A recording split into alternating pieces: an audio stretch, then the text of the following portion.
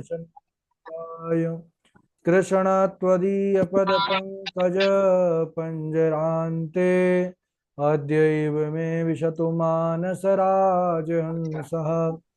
प्राणप्रयाणसमये कफवातपित्तैः कण्ठावरोधनविधौ स्मरणं कुतस्ते नारायणं नमस्कृत्य नरं चैव नरोत्तमं देवीं सरस्वतीं व्यासं ततो जयमुदीरयेत् श्रीलक्ष्मीनाथसमारम्भां नाथयामुनिमध्यमाम् अस्मदाचार्यपर्यन्तां वन्दे श्रीगुरुपरम्पराम् अञ्जनानन्दनं वीरं जानकीशोकनाशनं कपीशमक्षहन्तारं वन्दे लङ्काभयङ्करम् भक्तिभक्त भगवन्त गुरु चतुर्नाम वपुएक इनके पद वंदन किए नाशत विघ्न अनेक श्री श्यामा जो के पद कमल जब लग हृदय नवास श्याम भ्रमर आवत नहीं तब लगता के पास।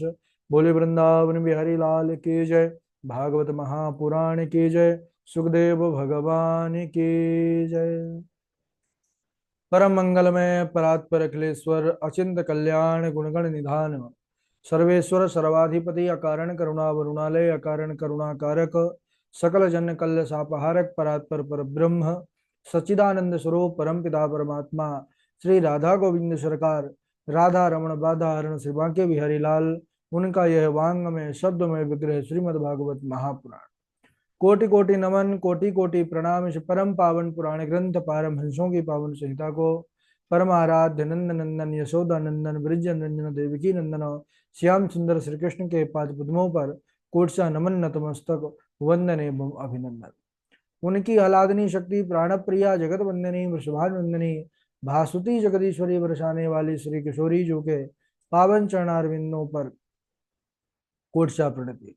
समस्त भूतादिक सिय राम मैं सब जग जानी करहूं प्रणाम जोर जोग पानी। हम सबका यह परम सौभाग्य कि भागवत साप्ताहिक कथा सीखने का सद संकल्प विचार लेकर के एक स्थान पर एक साथ जुड़कर इस पावन पुराण श्रीमद् भागवतम की तैयारी कर रहे हैं। आइए हम सब बड़े ही पावन प्रसंग चरित्र पर कल चर्चा कर रहे थे। पितामह भीष्म, उनका जो प्रभु के प्रति अलौकिक भाव उसको हम सब ने श्रवण किया। एक बार आप सब कंफर्म कर देंगे कि हमारी आवाज बढ़िया से पहुंच रही है? तृष्णा जी बताएंगे। जी गुरुजी। आ रही है ना? अच्छे से आ रही है। ठीक है। तो हम सब ने कल पितामह भीष्म जी के भाव के द्वारा देखे कि जीवन की जो गति होनी चाहिए वह परमात्मा के चरणों में। इच्छा मृत्यु का वरदान होते हुए भी उन्होंने विचार किया कि ऐसा जीवन में अवसर क्या जाने कब आता है, कब ऐसा संयोग बनता है। सारे ऋषि मुनि महात्मा देवता और देवाधिदेव हमारे भगवान कृष्णचंद्र सामने हैं और फिर जीवन एक ना एक दिन तो इसको त्यागना ही पड़ता है। लेकिन प्रभु जब सामने हो और फिर उनके चरणों में प्राण छोड़ने का जो एक अलौकिक सौभाग्य है किसी किसी को प्राप्त होता है। सब लोग यही जतन करते हैं जो संत लोग होते हैं। इतना तो करना स्वामी जब प्राण तन से निकले, गोविंद नाम लेकर तब प्राण तन से निकले। गोविंद नाम लेकर तब प्राण तन से निकले और सामने गोविंद ही खड़े हों तो फिर वह मरना मृत्यु नहीं होता, वह मरना महोत्सव हो जाता है। और वही मृत्यु महोत्सव जो है हमारे पितामह भीष्म जी को प्राप्त हुआ। सभी लोग जय जयकार करने लगे, ढोल नगाड़े बजाने लगे और इस प्रकार पितामह भीष्म के अंतर ज्योति जो थी वह परम ज्योति से जाकर के मिल गई, भगवान के चरणों में समाहित हुई। इसके बाद धर्मराज युधिष्ठिर ने पितामह की अंत्येष्टि क्रिया किया। इसके पश्चात पांडवों से आज्ञा लेकर के द्वारिकाधीश भी द्वारिका को प्रस्थान किए। साथ में उनके अर्जुन भी चले गए घूमने के लिए। सर्वप्रथम द्वारिका में आकर के द्वारिकाधीश प्रभु भगवान कृष्णचंद्र माता पिता को प्रणाम किए हैं, फिर महल में प्रवेश किए हैं।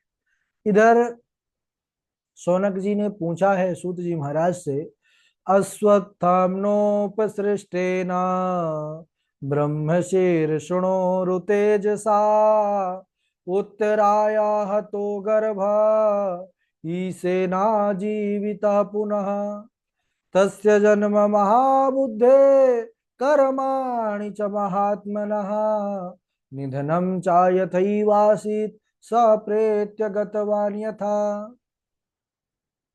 कि हे सूत जी महाराज, अश्वत्थामा को मार ओ अश्वत्थामा ने जब उत्तरा के गर्भ को नष्ट करने के लिए ब्रह्मास्त्र का संधान किया और भगवान कृष्ण ने उत्तरा मैया की पुकार पर अंगुष्ठ मात्र का रूप धारण करके जब उस बालक की रक्षा की, तो उस बालक का फिर जन्म कर्म कैसा रहा, यह बतलाइए। सूत जी महाराज कहते हैं कि हे शौनक जी, उत्तरा के गर्भ में स्थित उस 10 मास के शिशु ने सामने जब प्रभु का दर्शन किया, प्रभु तो अंगुष्ठ मात्र के रूप में थे, लेकिन फिर भी उनका अलौकिक स्वरूप वैसे ही था। चतुर्भुज रूप सुंदर उनका, अलौकिक श्यामल वर्ण, और उसमें भी पीतांबर फहरा रहा है, और 4 भुजाओं में शंख चक्र गदा पद्म सशंख चक्रम शकरित कुंडलम सपीत वस्त्रम सरसी क्षणम। और भगवान जो है परीक्षित जी की रक्षा करने के लिए अपने हाथ में जो गदा थी, उस गदा को ही ऐसी तीव्रता से घुमा रहे थे मानो लग रहा था चक्र सुदर्शन लेकर के घूम रहे हो।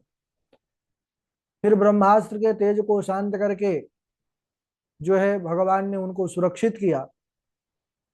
इसके बाद जब सभी ग्रह नक्षत्र तारे अनुकूल हुए, सुंदर उत्तम समय आया। देखिए, जब भक्त या भगवान जब यह इस धरा धाम पर आते हैं ना, तो सृष्टि भी एकदम शाश्वत रूप धारण कर लेती है। तो यहाँ भी जब महाराज परीक्षित का जन्म होना था, उस समय बड़ा ही सुंदर वातावरण हो गया। सब ग्रह नक्षत्र जो है शुभ शुभ स्थानों पर बैठ गए। जन्म हुआ। अच्छा, जन्म होते ही जिसकी गोद पर जाते तो परीक्षण करने लगते, देखने लगते कि अरे, मैंने गर्भ में जिस त्रिभुवन सुंदर को देखा था, क्या वही यही है? लेकिन जब देखते अरे यह तो वो नहीं है, वो तो बड़े सुंदर थे। तो जिसके भी गोद पर जाता परीक्षण करता, परीक्षण करने के कारण ही इनका एक नाम हुआ परीक्षित। दूसरा नाम इनका एक विष्णु रात भी हुआ। विष्णुना श्री कृष्णेन राता रक्षिता, एक विष्णु राता, यानी भगवान विष्णु ने इनके रक्षा गर्भ में जाकर किया, इसलिए विष्णु रात इनका नाम हुआ। अब इधर जो दैवज्ञ थे, भविष्य वक्ता जिनको कहते हैं, ज्योतिषाचार्य जी, इन्होंने महाराज युधिष्ठिर के सामने इनके भविष्य फल का बड़ा सुंदर सुंदर वर्णन किया। कहने लगे, महाराज यह आपका जो पौत्र है, यह दशरथ नंदन श्री राम जी के समान ही ब्राह्मण भक्त होंगे, सत्य प्रतिज्ञ, और महाराज शिवी के समान दाता, दुष्यंत के समान यशस्वी, धनुर्धरों में सहस्त्रार्जुन और कौंतेय अर्जुन के समान होंगे, और आश्रय देने वालों में तो यह साक्षात नारायण के समान और रंति देव के समान उदार होंगे। महाराज ययाति के समान धार्मिक होंगे, यानी सब इनके अंदर शुभ शुभ गुण हैं। अच्छा, जो दैवज्ञ ज्योतिषाचार्य होते हैं, उनके अंदर एक विशेष गुण होता है, और नियम भी यही है कि पहले जो है गुणों का वर्णन किया जाता है। तो पहले गुणों का वर्णन किया कि महाराज ऐसे गुण ऐसे गुण। उसके बाद जब कहने लगे कि महाराज एक छोटा सा दोष भी दिख रहा है, क्या? लेकिन वह दोष दोष के रूप में नहीं है, कि इनका जो मृत्यु होगा वह तक्षक नाग के डसने से होगा। तक्षक सर्प डसेगा तो मृत्यु होगी, लेकिन उस समय जो है, अच्छा, तक्षक भी डसेगा एक ब्राह्मण के श्राप के कारण, लेकिन आप घबराएं नहीं महाराज। उस समय यह अपने आप संपूर्ण राज्यपाठ पुत्रों को दे करके और सुखदेव मुनि जैसे परमहंस का सानिध्य प्राप्त करेंगे। सुंदर भागवत की कथा श्रवण करेंगे और यह आत्म कल्याण कर देंगे। इस प्रकार जैसे ही दैवज्ञों ने सुनाया भविष्य फल, महाराज युधिष्ठिर बड़े प्रसन्न हुए। उन्होंने खूब दान दक्षिणा दिया। ब्राह्मण गण भी महाराज से आज्ञा लेकर के अपने अपने स्थान को चले गए। इधर विदुरस्तीर्थ यात्रायाम मैत्रेयादात्मनो गतिम ज्ञात्वा गाधास्तिनपुरम तया वाप्त विवित्सितः। सूर्य जी महाराज कह रहे हैं कि सौनक जी, महात्मा विदुर महर्षि मैत्रेय जी से आत्मज्ञान प्राप्त करके तीर्थ यात्रा से हस्तिनापुर को लौट आए। धर्मराज युधिष्ठिर और पांडवों ने महात्मा विदुर को आया देखा तो बड़े प्रसन्न हुए, उनका स्वागत किए। एक बार महात्मा विदुर महाराज धृतराष्ट्र के पास में गए एकांत में और जाकर के कहने लगे कि महाराज, आपके जो संबंधी थे, पुत्र थे, वो सब मारे गए। आपका जो शरीर है यह भी बुढ़ापे का शिकार हो चुका है और आप जिनके घर पर इस समय रह रहे हैं उनके यहाँ पर भोजन प्रसादी पा रहे हैं।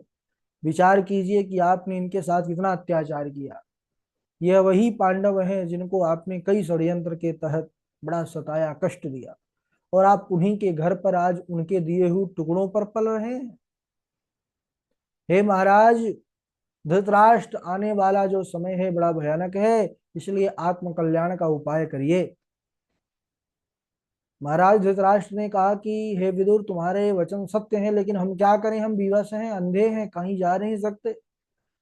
विदुर जी ने कहा कि देखिए महाराज, एक बात कहूं, यदि हृदय में आस्था है तो बंद दरवाजे में भी रास्ता है। अगर आप मन में विचार कर लेंगे तो निश्चित रूप से भगवान आपके सहाय होंगे। अब इधर महाराज विदुर जी के साथ ही महाराज धृतराष्ट्र और गांधारी चल दिए अपने आत्म कल्याण के लिए, और वह विदुर जी के साथ उत्तराखंड की पावन भूमि पर आए और वहां पर आकर के तीनों काल की संध्या करते हुए प्रतिदिन भगवत भजन पर अपने मन को समाहित किए हैं। इधर प्रातः काल जब महाराज युधिष्ठिर आए चाचा जी को प्रणाम करने, महाराज धृतराष्ट्र को, लेकिन जब उधर देखे नहीं तो दुखी हो गए और संजय से कहने लगे कि हमसे कौन सा अपराध हो गया कि काका जी हमको छोड़ करके चले गए। उसी समय वहां पर देवर्षि नारद जो है प्रकट हो गए, तुमरु ऋषि के साथ वहां पर आए और उन्होंने कहा कि हे महाराज, आप दुखी मत होइए। महाराज धृतराष्ट्र गांधारी विदुर जी के साथ गए हैं उत्तर की ओर हिमालय पर, और ऐसे पावन स्थान पर हैं जहां गंगा जी अपने आप को 7 धाराओं में विभक्त की हैं, और वहां पर वह सुंदर संध्या करते हैं, अग्निहोत्र करते हैं और निरंतर भगवत भजन करते हैं। उन्होंने अपने आसन को जीत करके प्राणों को वश में कर लिया है और अब वह समस्त संसार से अपनी आसक्ति मिटा करके भगवत चरण में ही अपने मन को, बुद्धि को लगा चुके हैं, और आज से 5वें दिन उनका मोक्ष हो जाएगा। उसके बाद गांधारी सती हो जाएंगी। इस प्रकार जब महात्मा विदुर देखेंगे उनके कल्याण को तो वह पुनः तीर्थ यात्रा को चले जाएंगे। देवर्षि नारद के मुख से जब ऐसे वचन सुना महाराज युधिष्ठिर ने, तब उनको आत्म संतोष हुआ। इसके बाद देवर्षि नारद जी का उन्होंने पूजन किया। देवर्षि नारद नारायण नारायण का गान करते हुए चले गए। अब इधर कई महीने व्यतीत हो गए, लेकिन अभी तक अर्जुन द्वारिका से आए नहीं लौट करके, ना ही कोई समाचार आया। तो महाराज युधिष्ठिर इधर बहुत चिंतित हो गए, दुखी हो गए। चिंता का कारण क्या है? क्योंकि बिना चिंता किसी कारण के होती नहीं है।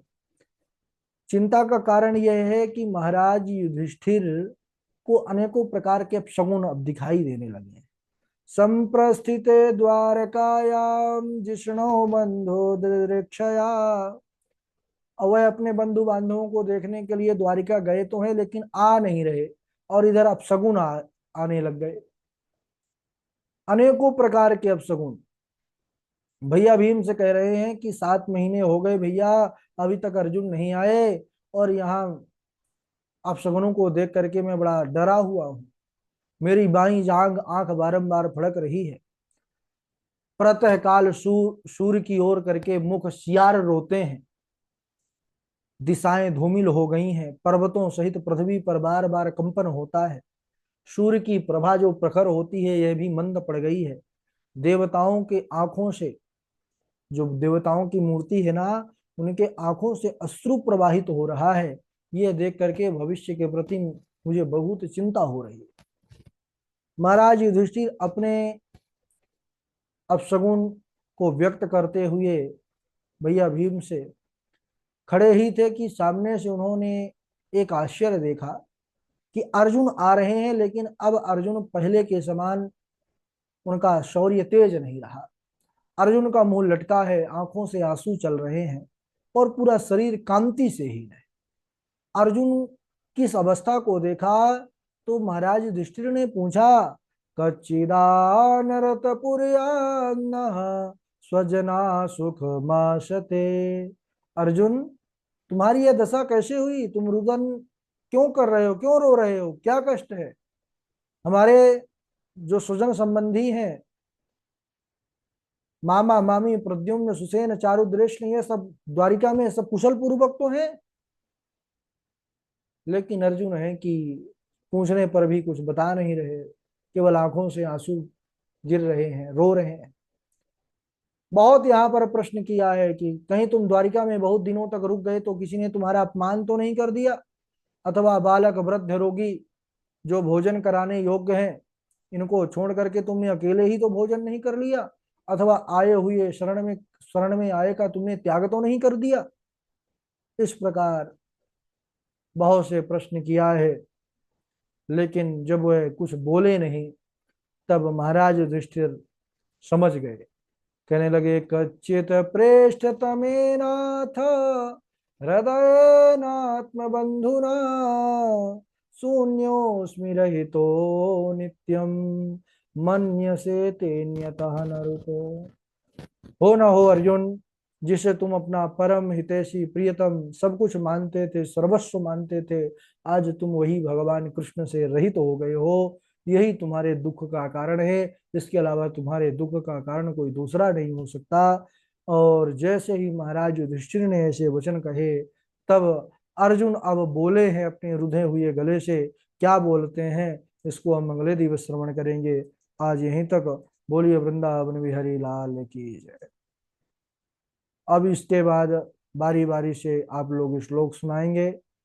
सर्वप्रथम गणेश झा जी, डॉक्टर वैशाली जी, और इंदु पराशर जी हैं, और नीरज दुबे जी हैं, सुमन जी हैं, आकांक्षा शुक्ला जी हैं, मिथिलेश पांडे जी हैं, शाम्भवी शुक्ला जी हैं, और तृष्णा जी हैं, मनोज जी हैं, है ना। चलिए प्रारंभ करिए। मानसी मिश्रा जी हैं। राधे राधे गुरु जी। हाँ, राधे राधे झा जी। इति मतिरूपकल्पिता वितृष्णा भगवती सात्वत पुंगवे विभुमनिम् स्वसुखमुपगते क्वचिदविहर्तुम् प्रकृतिमुपेयुषि यद् भवप्रभा त्रिभुवन कमनं तमालवरणं रविकर गौरवराम्बरं दधाने बकुरलककुलाभृताननाब्जं विजय सखेरतिरस्तु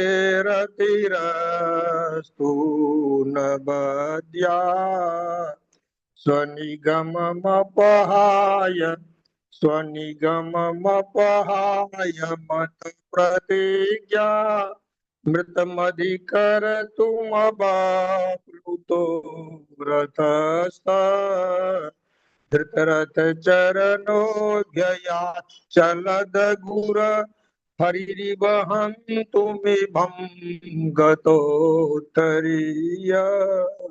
राधे राधे गुरु जी। ठीक है, राधे राधे। हाँ, डॉक्टर वैशाली जी। हाँ, राधे राधे गुरुजी।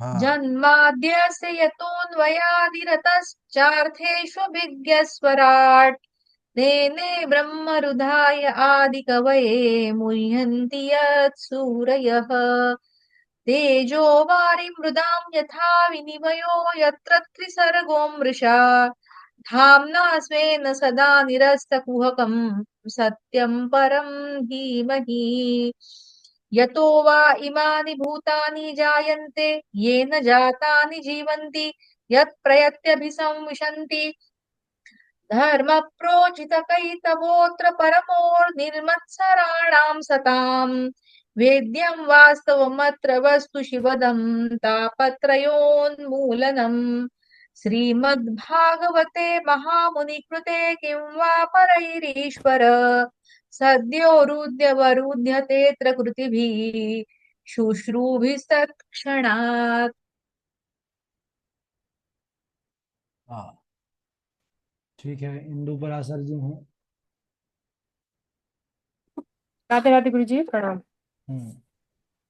इति मतिरूपकल्पिता वितृष्णा भगवति सात्वत पुङ्गवे विभुम्नि स्वसुखमुपगते क्वचिदविहर्तुम् प्रकृतिमुपेयुषे यद्भवप्रवाह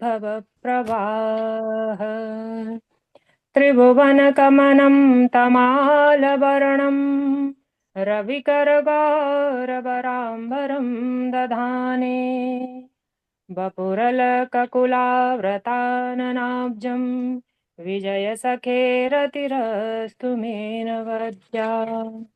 राधे राधे गुरु जी। ठीक है। हाँ, नीरज दुबे जी।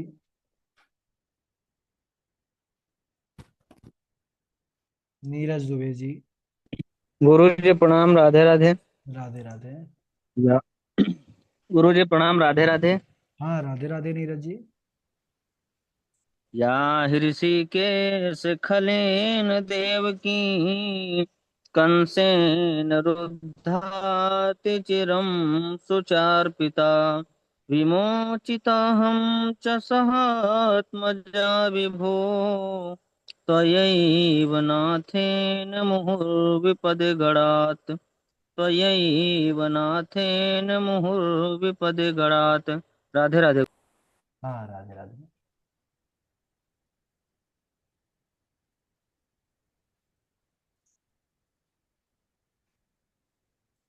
और आगे शांभवी शुक्ला जी हैं, कृष्णा जी हैं।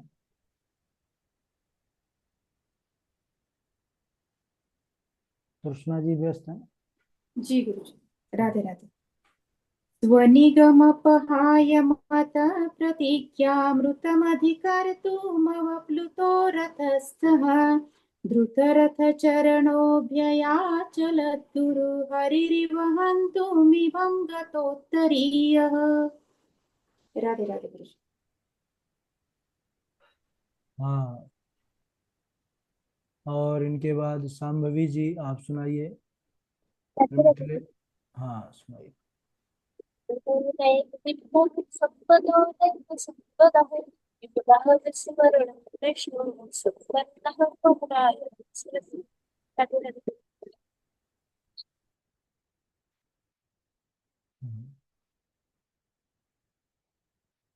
मिथिलेश पांडे जी, सुनाते रहिए। मनोज वसु जी।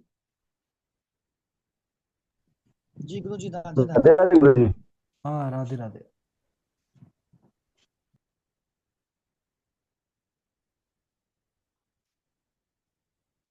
सुनाइए मनोज जी। राधे राधे गुरु जी, मेरे से बढ़िया ही सुना रहे हैं। हाँ। जी ओम गुरु। महं देवज्ञतु समाहूय मूर्तं प्रचपयत्नतः विवाहे यादृशं वित्तं तादृशं परिकल्पयेत् विरक्तो वैष्णवो विप्रो वेदशास्त्र विशुद्धिकृत दृष्टान्तो कुशलो धीरा भक्ता कार्योति निष्प्रियः। राधे राधे गुरु जी। ठीक है। राधे और राधे गुरु जी। हाँ सुनाइए। माता शिशूनां निधनं सुतानां निशाम्यघोरां परितप्यमाना तदा रुदद्वाष्पकलाकुलाक्षे तं शान्त्यवन्नाः किरीटमाली इति मतिकल्पत इति मतिरूपकल्पितावतृष्णा भगवति सात्वतपुङ्गवे विभुम्ने स्वसुखमुपगते क्वचिद्विहर्तुं प्रकृतिमपेयुषि यद्भवप्रवाह त्रिभुवनकमनं तमालवर्णं रविकरगौरवारम्बरं दधाने वपुरलककुलवृताननाब्जं विजयसखेरतिरस्तु मयि नवद्या। राधे राधे गुरु जी। राधे राधे गुरु जी। हाँ जी मानसी जी सुनाइए। धुंधुम अज्ञानं